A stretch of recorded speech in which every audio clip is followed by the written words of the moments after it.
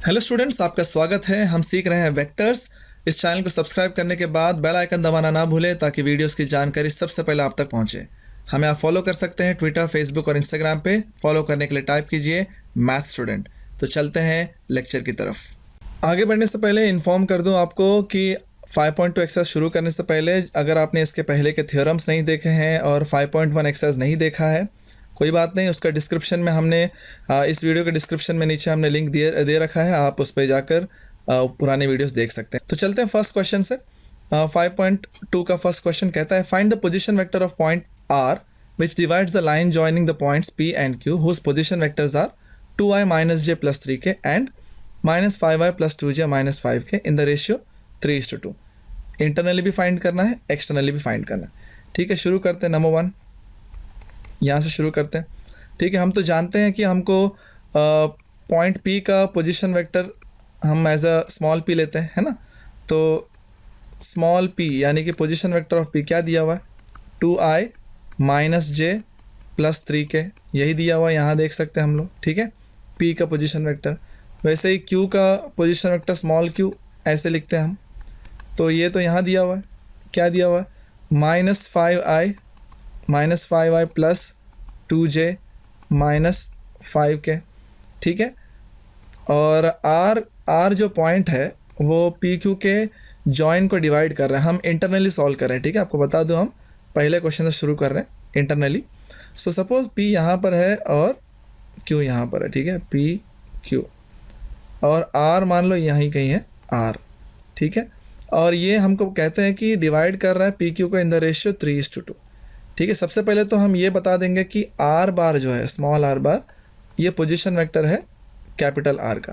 Late R bar be the position vector of capital are.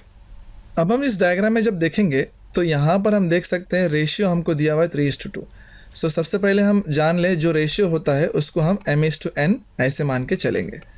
ठीक है, तो हमको रेशियो पता चल चुका है कि ये 3:2 है और हमको तीनों वेक्टर का पोजीशन वेक्टर पता है। ठीक है, अभी हमारा जो इंटरनल सेक्शन फार्मूला है वो हमें क्या सिखाता है। ठीक है, वो क्या सिखाता है कि अगर सिचुएशन ऐसा हो तो आर बार जो है वो क्या होगा, m/q बार + n/p बार अपॉन m + n। सही बात है।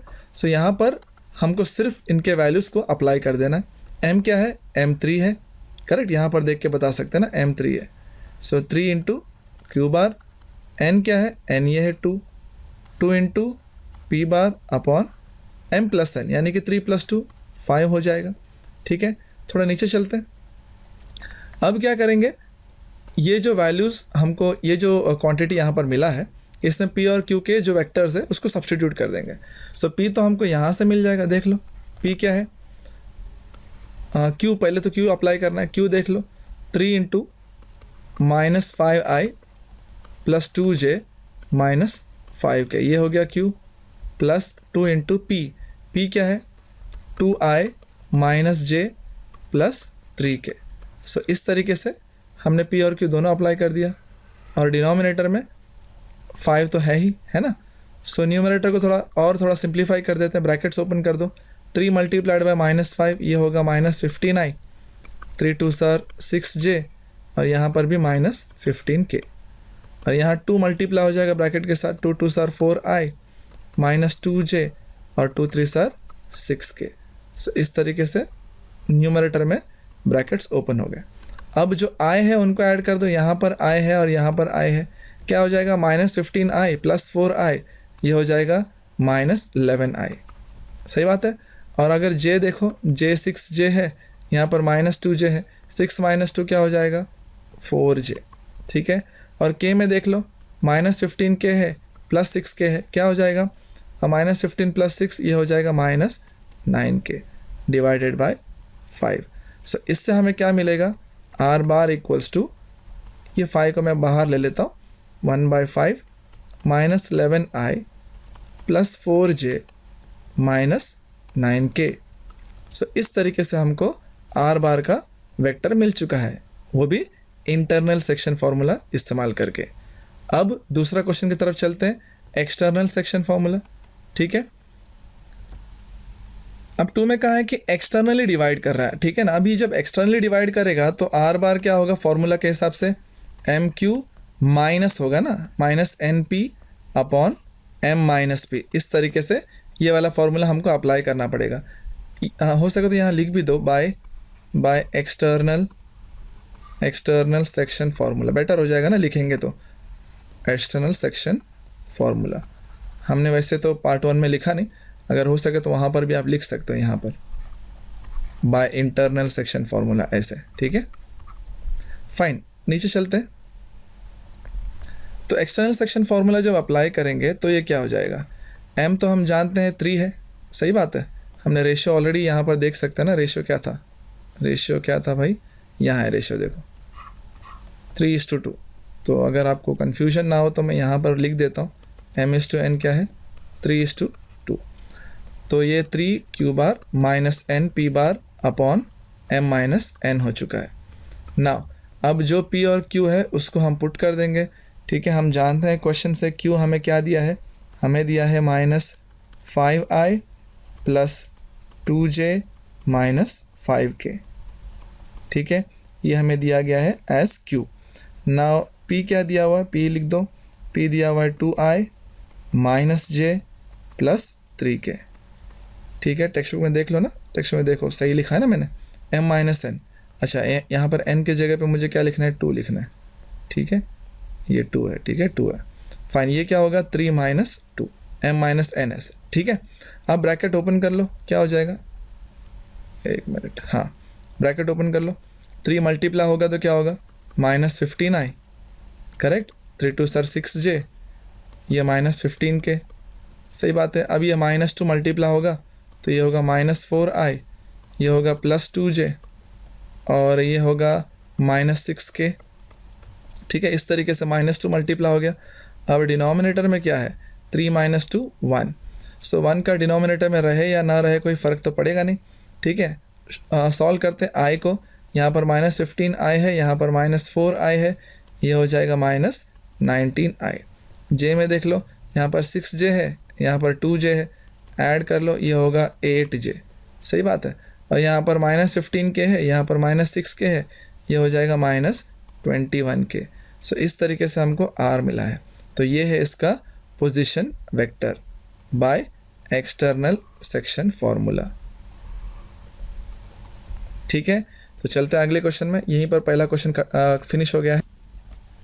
ये है सेकंड क्वेश्चन, कहता है कि find the position vector of mid point m joining the points l 7 - 6 12 and n 5 4 - 2। तो सबसे पहले हम इसका पोजीशन वेक्टर लिख लेंगे, ठीक है। सॉल्यूशन यहाँ से शुरू करते हैं, ठीक है। पॉइंट l का पोजीशन वेक्टर क्या होगा, l बार, ठीक है। सो l बार क्या हो जाएगा, यहाँ से देख लो 7i - 6j प्लस 12k, है ना। उसी तरह पॉइंट n का क्या होगा पोजीशन वेक्टर, स्मॉल n बार। सो n बार क्या हो जाएगा, यहाँ से देख लेंगे क्या होगा 5i plus 4j minus 2k। और हमें फाइंड करना है का मिड पॉइंट और उसका नाम है m, ओके, m दिया हुआ है, ठीक है ना। मिड पॉइंट फॉर्मूला क्या कहता है, हमने थ्योरम्स में सीखा है, ठीक है। मिड पॉइंट फॉर्मूला यहाँ लिख देता हूँ, bye mid point formula, bye mid point formula. सो m बार क्या आएगा, m बार आएगा l bar plus n bar by 2, ठीक है। इस तरीके से मिड पॉइंट फॉर्मूला हमें सिखाता है, ठीक है। फिर l बार और n बार जो भी है यहाँ पर पुट कर देंगे तो क्या होगा 7i - 6j plus 12k plus n बार क्या होगा 5i plus 4j minus 2k divided by 2, ठीक है। अब जो i है वो ऐड कर लो, क्या होगा 7i प्लस 5i कितना हो जाएगा 12i, ठीक है। j वाला देख लो -6j प्लस 4j कितना होगा, ये होगा -2j। k देख लो 12k माइनस 2k, ये क्या होगा, ये होगा 10k, ठीक है, डिवाइड बाय 2। अब ये 2 से हर एक को डिवाइड कर दो, क्या होगा 12 को डिवाइड कर देंगे 2 से तो 6 आ जाएगा, और यहाँ पर 2 है तो ये 1 हो जाएगा, और यहाँ 10 है तो 2 से डिवाइड करेंगे तो 5 हो जाएगा, है ना। सो इस तरीके से थोड़ा नीचे चले जाते हैं।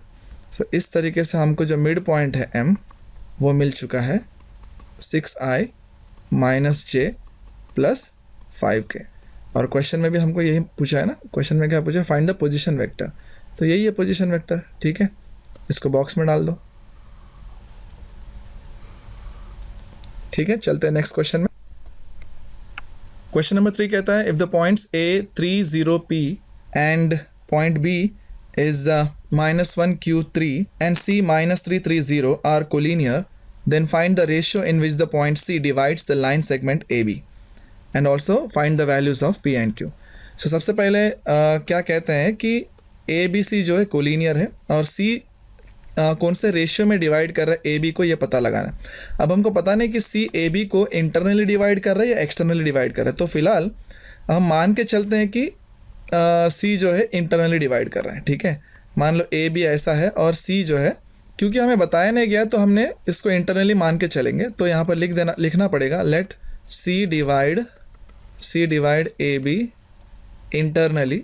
आप ऐसे एक्सटर्नली भी मान के चल सकते हैं, मैंने इंटरनली चूज़ किया है। ठीक है, सॉल्व करने के लिए इंटरनली इन द रेशियो।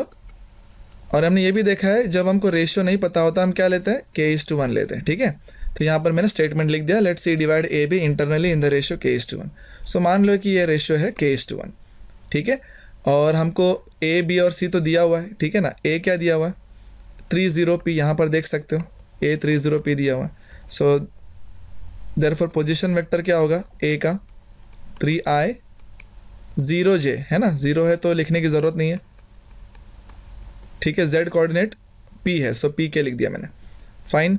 और b बार क्या है, x कोऑर्डिनेट है -1, सो ये होगा -i। और y कोऑर्डिनेट है q, सो ये होगा qj।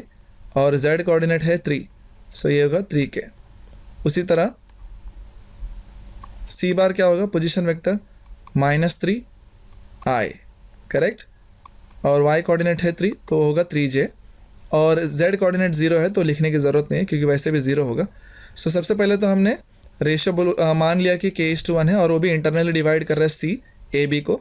और दूसरा हमको ये भी बताना था कि हमने ABC क्या लिया है ना, ये A B and C let. ठीक है, let A B C are position vectors of A B and C respectively. ठीक है, रेस्पेक्टिवली। तो पहले हम थोड़ा स्टेटमेंट्स को सही से लिख लेंगे। ठीक है ना, मैं लिख दिया। हम आगे बढ़ते हैं। हमने बता दिया ABC क्या है, उसके पोजीशन वेक्टर्स क्या है, और हमने यहाँ पर देख लिया कि पोजीशन वेक्टर्स हमको ऐसे दिखेंगे। फाइन। अब जब हमने इंटरनली पता लगा लिया या फिर मान लिया है कि इंटरनली डिवाइड कर रहा है C, तो इंटरनल सेक्शन फॉर्मूला यूज़ करेंगे। So by internal section formula. Internal section formula क्या सिखाता है, इंटरनल सेक्शन फार्मूला से C बार आएगा M into B bar plus N into A bar upon M plus N। अब फिलहाल हमारा M और N क्या है, हमारा M:N। रेशो देख लो यहाँ पर K:1 लिया है ना हमने, तो वो हो जाएगा M:1, N हो जाएगा K:1, है ना। तो यानी कि M के जगह पे हम लिखेंगे K और N के जगह पे लिखेंगे 1। सो ये क्या हो जाएगा, M हो जाएगा K B बार और N हो जाएगा 1। सो 1 इंटू A बार ही होगा और नीचे K+1, है ना, A plus M plus N जो है K+1 हो जाएगा। फाइन। अब आगे बढ़ते हैं। K B बार क्या है ना, B बार हमने क्या लिया है देखो ज़रा ऊपर, B बार यहाँ से मिल जाएगा, क्या है -i cap QJ cap plus 3K cap plus A बार हमको यहाँ से मिलेगा, क्या है 3i cap plus PK cap और डिनोमिनेटर में K+1। ठीक है, अब इसको सॉल्व करेंगे तो क्या होगा ज़रा देख लेते हैं। C bar equals to, brackets open कर लो, -KI plus QKJ plus 3K cap. ठीक है, प्लस यहाँ पर 3i plus PK cap divided by k+1। अब जो i वाले हैं वो साथ में ले लो। i कौन कौन से? i यहाँ पर है और यहाँ पर है ना। सो i कॉमन भी ले लो तो क्या आएगा, यहाँ से माइनस क्या आ जाएगा और वहाँ से 3 आ जाएगा, और हमने i कॉमन ले लिया। वैसे ही j में कौन से, ये है और j तो यहाँ पर है ही नहीं, तो ये होगा q k j, है कि नहीं। और k वाला यहाँ पर है और यहाँ पर है, तो k कॉमन ले लो। सो ये 3k + p, k कॉमन ले लिया तो k क्या बाहर आ गया। अब जो डिनोमिनेटर में k+1 है ये हर एक को डिवाइड होगा, हर एक को डिवाइड होगा। सही है, सभी का डिनोमिनेटर है ना। ओके, मैंने सेपरेट कर दिया इस तरीके से। फाइन। अब हम देखते हैं हमारा सी बार क्या है। व्हाट इज सी बार? ऊपर चलते हैं। सी बार यहाँ से मालूम पड़ेगा -3i + 3j। ठीक है, तो उसको भी उसकी जगह लिख देते हैं। ठीक है, -3i + 3j, ये है सी बार, करेक्ट। और राइट हैंड साइड में क्या है? -k+3 k+1 i cap qk/k+1 j cap 3k + p/k+1 k cap. अब क्या है बात कि ये दोनों इक्वल है, यानी कि left hand side right hand side equal है। तो क्या होगा, लेफ्ट हैंड साइड में जो i है, राइट हैंड साइड में जो i है, वो दोनों इक्वल हो जाएंगे। तो उससे क्या मिलेगा? -3 का वैल्यू मिलेगा, मतलब -3 को इक्वेट कर सकते हैं -k+3/k+1। सही बात है। और j को इक्वेट कर दो, यहाँ से 3 है और यहाँ से qk/k+1 ऐसे मिलेगा।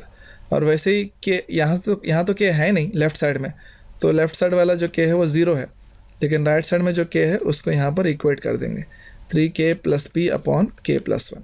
ठीक है, अब इसमें से क्या मिलेगा? अब ये देखो, क्रॉस मल्टीप्लाई कर दो, क्या होगा? -3 × k, ये होगा -3k, -3 × 1 ये होगा -3, और ये -k+3 जैसा था वैसे ही। अब k वाले को साथ में ले लो, ठीक है ना। क्या होगा? ये k को ऐड कर दो, क्या होगा? k -3k, करेक्ट है। ये 3 पहले से यहीं पर है और ये 3 इधर ऐड कर दो, ठीक है। सो ये क्या हो गया देख लो, ये होगा -2k = 3 + 3 6। सो इसमें से k क्या मिला? इसमें से k मिला है -3, ठीक है। इसमें से k क्या मिला है? -3। फाइन। तो ये जो k मिला है इसको हम पुट करेंगे q के अंदर, ठीक है। पुट इन, इसको मान लो ये 2 है, सो पुट इन 2। तो क्या मिलेगा? इसको मैं सेपरेट कर देता हूँ। फाइन। सो यहाँ से क्या मिलेगा? 3 = qk, k क्या है? हमको मिला है -3, ठीक है। यहाँ से भी k का वैल्यू -3 + 1। सो सॉल्व कर दो, क्या मिलेगा? 3 = अच्छा, ये 3 और 3 तो कैंसिल कर सकते हैं आप, है ना। तो यहाँ से मैं ये 3 हटा देता हूँ, तो हमको वहाँ पर क्या मिलेगा? यहाँ पर मिलेगा 1, और यहाँ पर -q/-3 + 1, ये क्या होगा? -2, करेक्ट ना। ये माइनस माइनस भी कैंसिल हो जाएंगे, है ना। तो बचेगा क्या? q का वैल्यू, q का वैल्यू होगा 2। सो इस तरीके से हमारा q का वैल्यू मिला है 2, ठीक है। थोड़ा कंजस्टेड हो रहा है, सही से लिखते हैं। फाइन। उसी तरह यहाँ पर भी देखो, k का वैल्यू है -3 + p, और यहाँ पर k का वैल्यू क्या मिला है? k का वैल्यू था -3 + 1, है ना। अब क्या हो गया? 0 = -3 × 3 इट इज़ -9 + p अपॉन ये होगा -2। अब ये -2 मल्टीप्लाई कर दो, क्रॉस मल्टीप्लाई, तो ये होगा 0 -9 + p। सो इससे हमको p क्या मिला? p मिला 9। फाइन। तो q और p दोनों मिल गए, जैसा हमको क्वेश्चन में पूछा गया था, है ना। क्वेश्चन में क्या पूछा गया था? हाँ, यहाँ पर क्वेश्चन नंबर 2 में find the value of p and q, वो तो मिल गए। और हमको क्या फाइंड करना था? रेशियो फाइंड करना था। यहाँ पर देखो, रेशियो हमने क्या मान के चले थे? k/1। तो अभी हमको जो k मिला है, ज़रा देख लो क्या मिला है। k किधर गया? हाँ, हमको जो k मिला है वो -3 मिला है। तो याद रखो, हमने क्या मान के चले थे कि ये इंटरनली डिवाइड कर रहा है, और k/1 हमने रेशियो लिया था। याद रखो, हमने मान के चले थे कि ये इंटरनली डिवाइड कर रहा है, लेकिन k जो है हमको नेगेटिव मिला। इसका मतलब ये है कि हमने जो मान के चले थे कि वो इंटरनली डिवाइड कर रहा है वो गलत है, वो एक्चुअली एक्सटर्नली डिवाइड कर रहा है, एक्सटर्नली डिवाइड कर रहा है। ठीक है, अगर मान लो हम एक्सटर्नली मान के चलते तो शायद हमको के जो है, शायद नहीं पक्का से के का वैल्यू हमको +3 मिलता। ठीक है, अगर हम एक्सटर्नली मान के चलते तो, क्योंकि हमने इंटरनली मान के चले हैं, के का वैल्यू 3 तो मिला है लेकिन नेगेटिव साइन के साथ मिला है। तो ये नेगेटिव साइन बताता है कि हमने जो माने थे कि वो इंटरनली डिवाइड कर रहा है वो एक्चुअली इंटरनली डिवाइड नहीं कर रहा, वो एक्सटर्नली डिवाइड कर रहा है। तो फाइनली हमको यहाँ पर लिखना पड़ेगा since k is negative we say that, हम कहेंगे वी से दैट, क्या कहेंगे, c जो है डिवाइड कर रहा है ए बी को एक्सटर्नली इन रेशियो k:1, और k क्या था, -3 नहीं लिखना है क्योंकि अभी हमने एक्सटर्नली वर्ड को यूज़ किया है, तो हमको +3 लिखना पड़ेगा। ठीक है, इस चीज़ को ध्यान दो, ये बहुत ही इंपॉर्टेंट चीज़ है। क्वेश्चन नंबर 4 कहता है the position vector of a and b are 6a + 2b and a - 3b। If the point c divides ab in the ratio 3:2 then show that the position vector of c is 3a - b। तो शुरू करते हैं solution. सबसे पहले position vector of a, position vector of a क्या दिया हुआ है, यहाँ पर दिया हुआ है 6a + 2b, 6a + 2b। और पोजिशन वेक्टर ऑफ b दिया हुआ है, क्या दिया हुआ है, a - 3b, a - 3b। और हमको पोजिशन वेक्टर चाहिए c का, सॉरी हमको प्रूव करना है कि पोजिशन वेक्टर c का ये है। ठीक है, और हमको बताया गया है कि c डिवाइड कर रहा है ए बी को कौन से रेशियो में, 3:2। ठीक है, फाइन। अच्छा, पोजिशन वेक्टर ऑफ a को जनरली हम स्मॉल a लिखते हैं, लेकिन ऑलरेडी स्मॉल a यूज़ हुआ है, सो हम लोग क्या करेंगे, स्मॉल a नहीं लेंगे, हम p ले लेंगे। ठीक है, लेट p = 6a + 2b, और यहाँ पर q = a - 3b, इस तरीके से ले लेंगे। ठीक है, और हमारा जो c है, यहाँ पर दिखा देता हूँ मैं, वो ए बी को डिवाइड कर रहा है। ठीक है, कौन से रेशियो में, 3:2, 3:2। ठीक है, सो c बार को हम पोजीशन वेक्टर मान लेंगे c का। ठीक है, इसमें कोई प्रॉब्लम नहीं है क्योंकि c तो इन्वॉल्व है नहीं। फाइन, तो इंटरनल सेक्शन फॉर्मूला से c क्या आना चाहिए, जान लो हमने a के पोजीशन वेक्टर को स्मॉल p लिया हुआ है और b के पोजीशन वेक्टर को स्मॉल q लिया हुआ है। ठीक है, कन्फ्यूजन नहीं चाहिए। Fine, bye internal section formula ये क्या होना चाहिए, m q bar + n p bar upon m + n।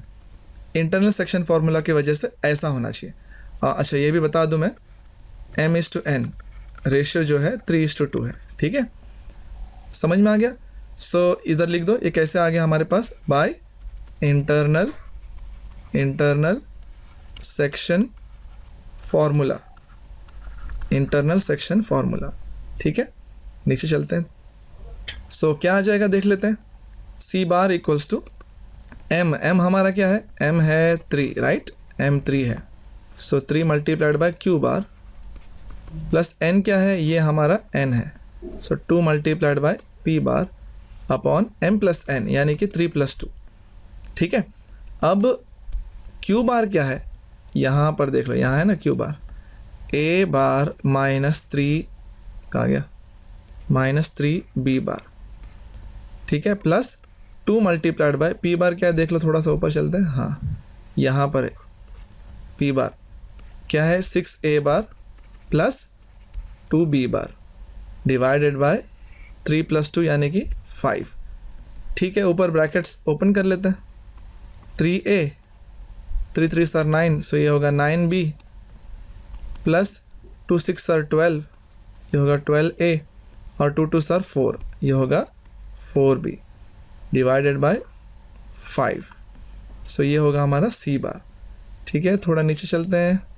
Fine, so a जो भी है उनको ऐड कर लो, 3a + 12a कितना हो गया, ये हो गया 15a, और जो b है उनको ऐड कर लो, -9b + 4b क्या होगा, -5b डिवाइडेड बाय 5। अब ये जो 5 है दोनों को डिवाइड करेगा, तो इसमें से सी बार क्या मिलेगा, 5 डिवाइड करने पे क्या मिलेगा, ये होगा 3a माइनस 5 और 5 कैंसिल हो गया, ये मिलेगा b। ठीक है, हमको c मिला है 3a माइनस b। चेक कर लो, यही चाहिए था क्या? यस, यही चाहिए था, 3a माइनस b। तो हम लिखेंगे हैंस प्रूव्ड, है ना, प्रूव हो चुका है। ठीक है, ये क्वेश्चन इधर तक है। आगे चलते हैं नेक्स्ट क्वेश्चन में। क्वेश्चन कह रहा है कि prove that the line segments joining the mid points of adjacent sides of quadrilateral form a parallelogram. So मैंने आपके इन्फॉर्मेशन के लिए, पहले से आपको समझ में आने के लिए, पहले से मैंने एक क्वाड्रिलैटरल बनाया हुआ है, उसको नाम दे देता हूँ मैं, ए बी सी और डी। तो मैं यहाँ लिख देता हूँ, let's consider a quadrilateral ABCD। ठीक है, अब क्या बोलते हैं कि mid points of adjacent sides. तो सबसे पहले इनका मिड पॉइंट्स दिखा देते हैं। मान लो ये AB का मिड पॉइंट है, इसका नाम है P, और मान लो BC का मिड पॉइंट है Q, और वैसे ही CD का मिड पॉइंट है R, और AD का मिड पॉइंट है S। सो इस तरीके से है। और क्या बोलते हैं, एडजेसेंट साइड्स के मिड पॉइंट को कंबाइन करो। अभी एडजेसेंट साइड क्या होता है, AB और BC ये एडजेसेंट साइड्स है, वैसे ही AB और AD भी एडजेसेंट साइड्स है। यानी कि एक पॉइंट के साथ जो दो साइड जुड़े होते हैं उनको एडजेसेंट साइड्स बोलते हैं। ठीक है ना, तो अभी इनके मिड पॉइंट्स के जो भी है उनको ज्वाइन करो, यानी कि P और Q ज्वाइन करना पड़ेगा। ठीक है, ज्वाइन कर लेते हैं। वैसे ही R और Q ज्वाइन करना पड़ेगा, S और P ज्वाइन करना पड़ेगा, और वैसे ही S और R भी हमको ज्वाइन करना पड़ेगा। तो अभी क्वेश्चन ये है, हमको प्रूव करना है कि ये जो PQRS है वो क्या है, पैरेललोग्राम है। ये हमको प्रूव करना है। तो पहले हम ये भी बता देंगे कि हमने मिड पॉइंट किस किस को लिया हुआ है। ठीक है, so let PQR and S be the midpoints of AB, BC, CD and AD respectively।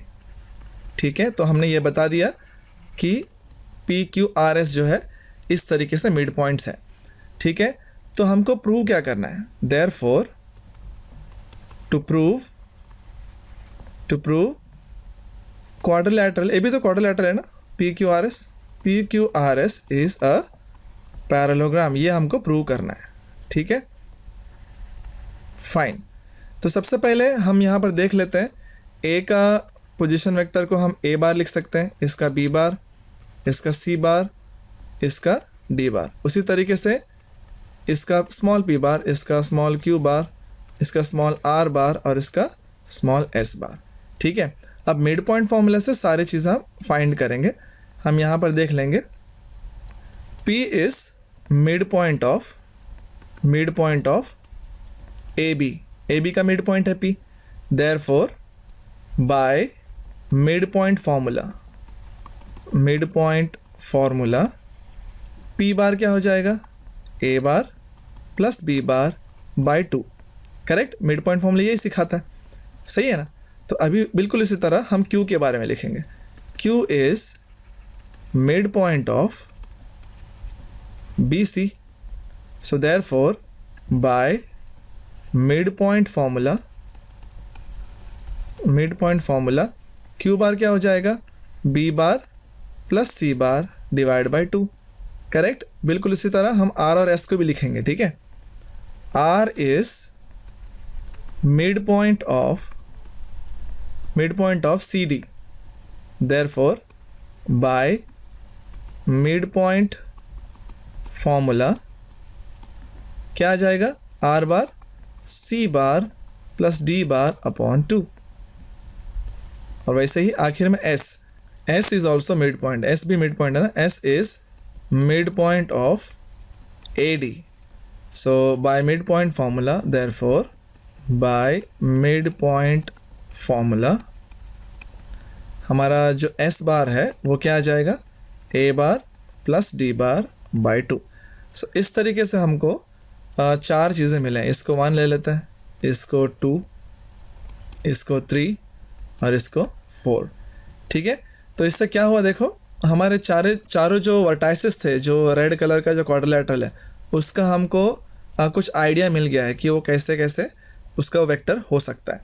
तो जो क्वाड्रिलेटरल को हमको पैरेललोग्राम प्रूव करना है, उसका साइड से शुरू करते हैं। सबसे पहले शुरू करते हैं पी क्यू से। ठीक है, पी क्यू कैसे मिलेगा, क्यू माइनस पी।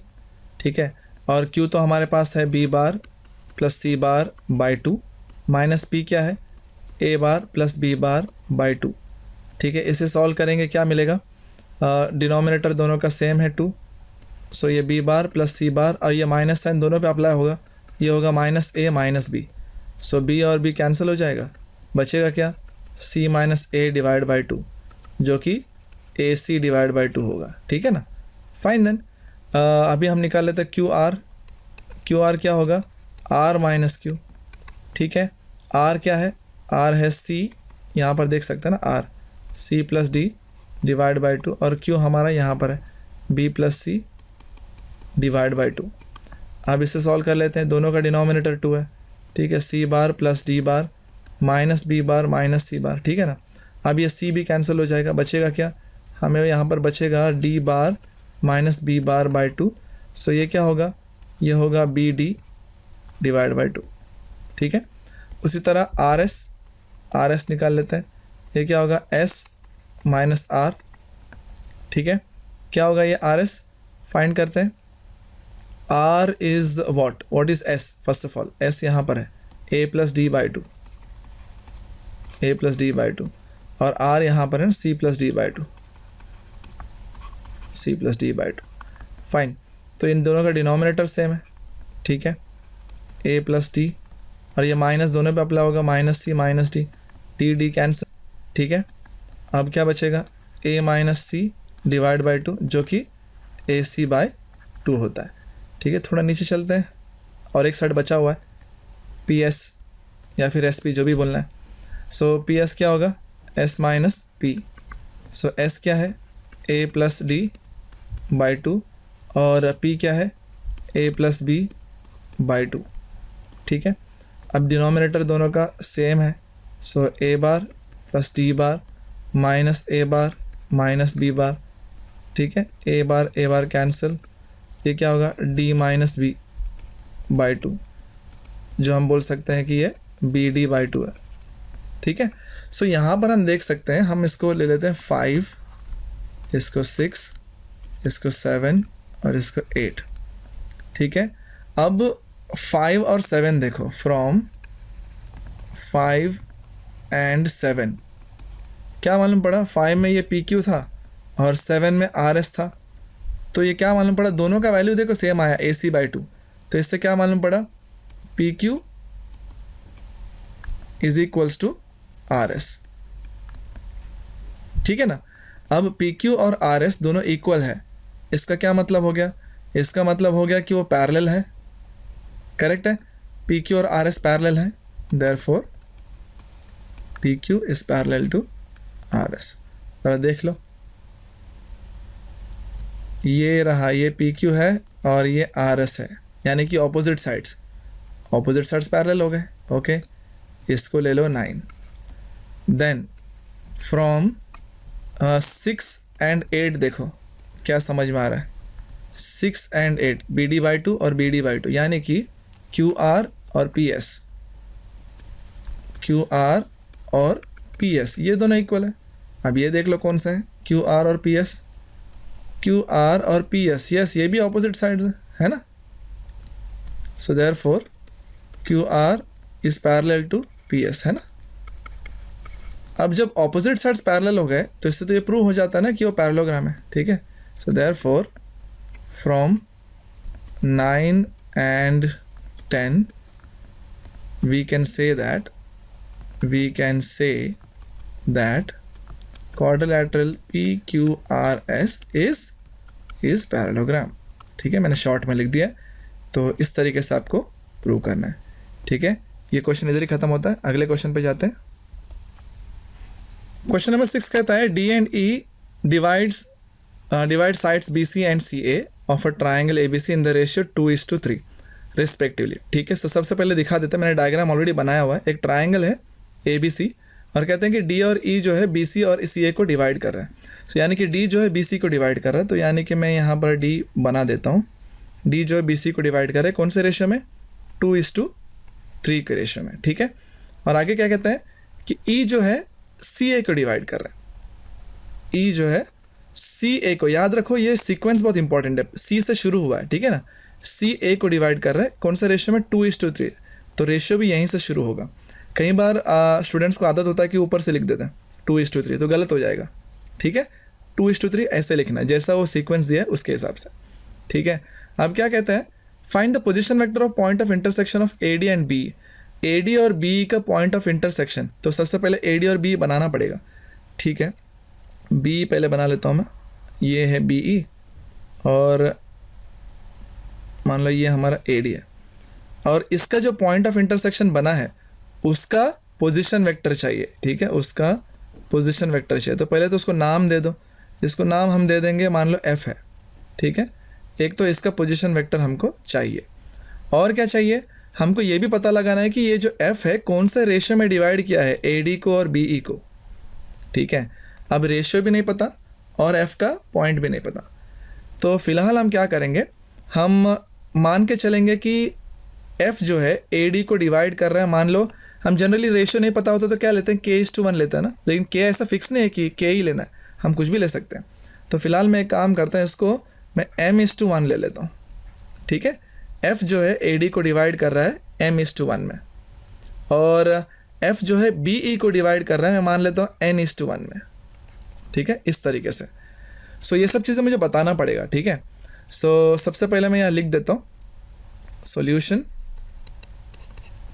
पहले तो इनका पोजीशन वेक्टर्स लिखना पड़ेगा। Let A be the position vector of A, B be the position vector of B, C be the position vector of, ठीक है, C point C, and E be the position vector of point E. नीचे चले थे, वैसे D be position vector of D. ठीक है, now हम बता देंगे कि एफ हमने लिया है उसको, पॉइंट ऑफ इंटरसेक्शन को, ये भी बताना पड़ेगा। Let F be the point of intersection, point of intersection किसका? Intersection of A D and B E. ठीक है, इन दोनों का इंटरसेक्शन है। फाइन, सो देयरफॉर या फिर let F bar be the position vector of F, point F. ठीक है ना, सबको पोजीशन वेक्टर बता दिया, वगैरह वगैरह हमने बता दिया। और हमको ये भी बताना है कि ये m और 1 हमने लिया है रेशियो। ठीक है, सो भी बताना पड़ेगा। सो यहाँ पर लिख देंगे let f divide A D in the ratio m:1 and divide BE in the ratio n:1 internally. ठीक है, हम इंटरनली कंसिडर कर रहे हैं, और हम यहाँ पर देख सकते हैं कि पॉइंट E जो है सी ए को डिवाइड कर रहा है इन द रेशियो 2:3। सो थोड़ा नीचे जाते हैं, हम E के वेक्टर को लिख लेते हैं। ये होगा 3c bar plus 2a bar upon 3+2, because it is dividing internally. ठीक है ना, उसी तरह अगर हम d को देखेंगे, d जो है bc को डिवाइड कर रहा है इन द रेशियो 2:3, तो ये क्या होगा? ये होगा d बार इक्वल्स टू, उसका वेक्टर जो है ये होगा 3b bar plus 2c bar upon 3+2। Correct, एक बार चेक कर लो, करेक्ट है ना? 3b bar plus 2c bar upon 3+2।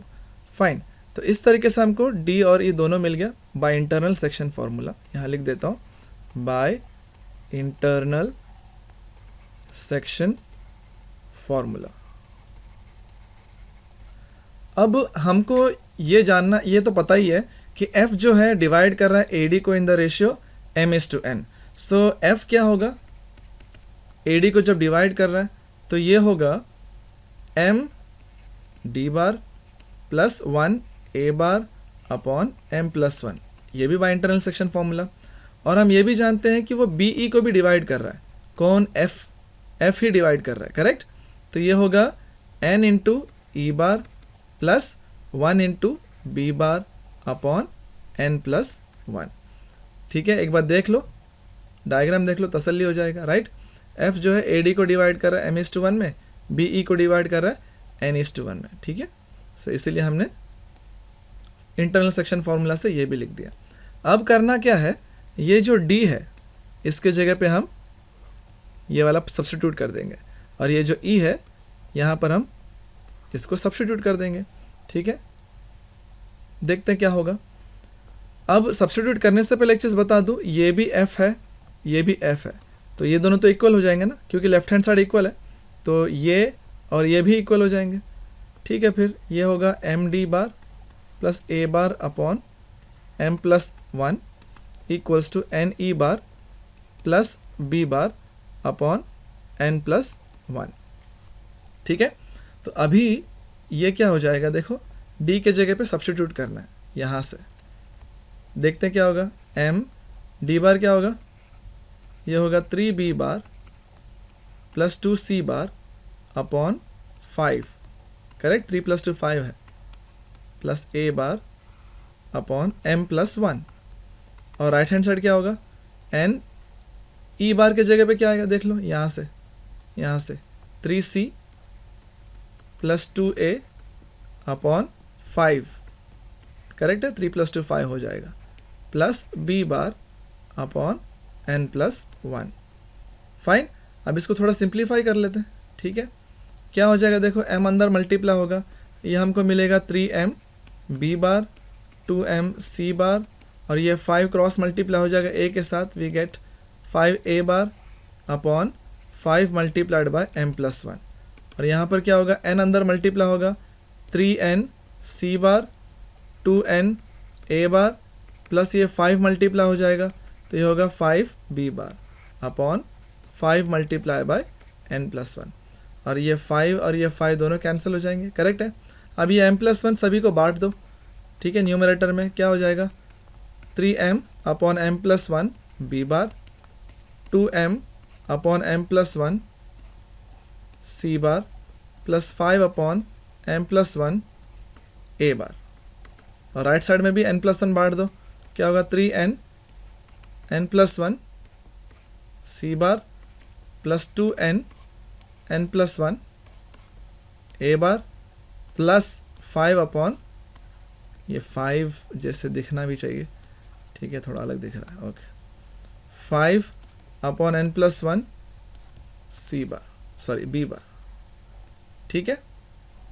Now left hand side में भी b c और a है, राइट हैंड साइड में भी b c a है, और ये दोनों इक्वल है, तो इसका b और इसका b ये दोनों इक्वल हो जाएंगे, ठीक है।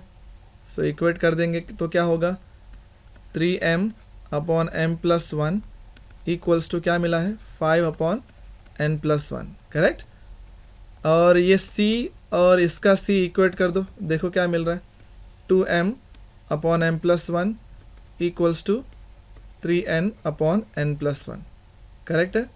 और वैसे ही a को इक्वेट कर दो, यहाँ पर a है और यहाँ पर a है, तो ये होगा 5 upon m plus 1 equals to 2n upon n plus 1। तो इस तरीके से हमको 3 इक्वेशन मिले हैं। इसको हम नाम दे देते, नंबर दे देते हैं 1 2 और 3। ऊपर कोई नंबर नहीं दिया ना, नहीं तो फिर हम, हाँ सही है, ओके। सो अभी क्या करेंगे हम, 1 को, इक्वेशन 1 को 2 से डिवाइड कर देंगे। तो 1 पहले लिख लेते हैं, 3m upon m plus 1 equals to 5 upon n plus 1।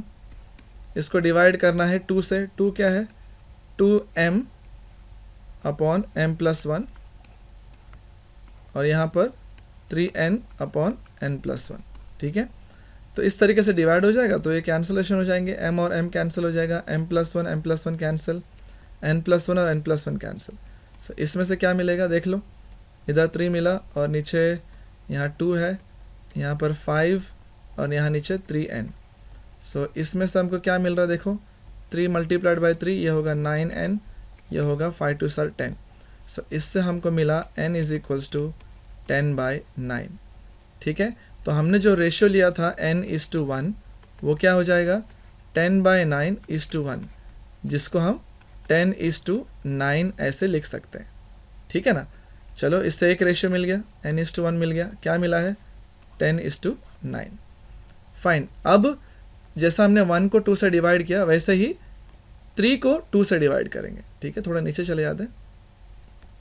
Okay, 3 को 2 से डिवाइड कर देते हैं तो क्या मिलेगा देखो, 3 क्या है 5/m+1 = 2n/n+1, ये है 3। इसको 2 से डिवाइड करेंगे और थोड़े नीचे जाते हैं। ठीक है, तो 2 क्या है, यहाँ से कॉपी कर लेते हैं, यहाँ पर सेम है ना, क्या है 2m/m+1 और यहाँ पर 3n/n+1। सो ये n+1 कैंसिल हो जाएंगे, m+1 कैंसिल हो जाएंगे और यहाँ से n और n भी कैंसिल हो गया। तो हमें क्या मिलेगा देखो, यहाँ से 5/2m = 2/3। सो इस तरीके से जब ये क्रॉस मल्टीप्लाई होगा तो हमको मिलेगा 15 = 4m। सो इसमें से m क्या मिला, m मिला 15/4। तो याद है हमने एक रेशियो लिया हुआ है m:1, वो अभी क्या हो जाएगा 15/4:1। तो बेसिकली उसको हम ऐसे भी बोल सकते हैं 15:4। तो जो हमने रेशियो m:1 लिया था वो हमको मिला है 15:4। सो इस तरीके से हमको दोनों रेशियो मिल गए, जो रेशियो चाहिए था ना। यहाँ पर देख लो एक बार क्या बताया था, क्वेश्चन देख लो। हाँ, यहाँ पर बताया गया है एंड फाइंड द रेशियो, हमको रेशियो फाइंड करना है जिसमें AD और BE डिवाइड कर रहा है। तो हमने रेशियो पता लगा लिया, क्या है रेशियोज आर, एक तो ये है 10:9 और दूसरा है 15:4। ठीक है, उतना ही नहीं, वो क्या कह रहा है और भी कुछ पूछ रहे थे। हाँ, फाइंड द पोजीशन वेक्टर, ये F का पोजीशन वेक्टर भी चाहिए। ठीक है, F का पोजीशन वेक्टर चाहिए, सॉल्व कर देते हैं। मान लो मैं ये यूज़ कर रहा हूँ MD + A/m+1, तो ये क्या होगा F bar = MD + A/m+1। ठीक है, तो अभी ये m क्या मिला है, m मिला है 15/4। सो ये हो जाएगा 15/4 D bar + A bar upon 15/4 + 1। सो इसको सॉल्व करने पे क्या मिलेगा 15D bar + 4A bar upon 4। Correct, numerator से ये मिला।